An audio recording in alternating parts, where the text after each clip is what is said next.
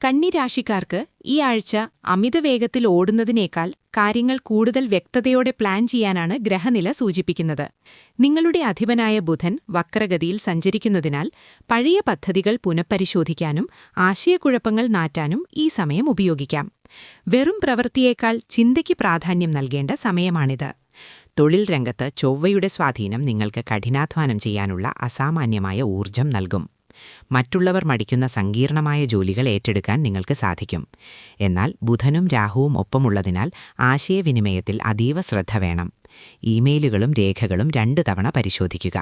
പുതിയ കരാറുകളിൽ പെട്ടെന്നൊപ്പിടാതെ സൂക്ഷ്മമായി വായിച്ചു നോക്കുക.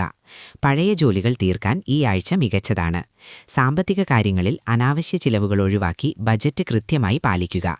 കുടുംബജീവിതം ഈ ആഴ്ച വളരെ സന്തോഷകരമായിരിക്കും. ശുക്രൻ ഉച്ചസ്ഥിതിയിൽ നിൽക്കുന്നതിനാൽ പങ്കാളിയുമായി നല്ലൊരു ആത്മബന്ധവും പ്രണയവും നിലനിർത്താൻ സാധിക്കും. അവിവാഹിതർക്ക് പുതിയ ബന്ധങ്ങൾ തേടിയെത്തിയേക്കാം. ശനിയുടെ സ്വാധീനമുള്ളതിനാൽ പക്വതയോടെയും ക്ഷമയോടെയും പെരുമാറുന്നത് കുടുംബത്തിലെ പഴയ പ്രശ്നങ്ങൾ പരിഹരിക്കാൻ സഹായിക്കും. പ്രിയപ്പെട്ടവരോട് മനസ്സു തുറന്നു സംസാരിക്കാൻ ഈ സമയം വിനിയോഗിക്കുക.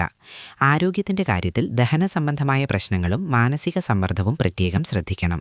ഗ്രഹങ്ങളുടെ മാറ്റം മൂലം ചെറിയ അസ്വസ്ഥതകൾ തോന്നിയേക്കാം. അതിനാൽ കൃത്യമായ ഉറക്കം ശീലിക്കുക. ധ്യാനമോ ലഘുവായ നടത്തമോ ശീലിക്കുന്നത് മനസ്സിന് ശാന്തിയും ഉന്മേഷവും നൽകും. ചെറിയ കാര്യങ്ങളിൽ ശ്രദ്ധ നൽകി തെറ്റുകൾ തിരുത്തുന്നത് ഭാവിയിൽ വലിയ ഗുണം ചെയ്യും.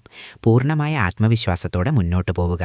ഏവർക്കും സമാധാനവും ഐശ്വര്യവും നിറഞ്ഞ ഒരാഴ്ച നേരുന്നു.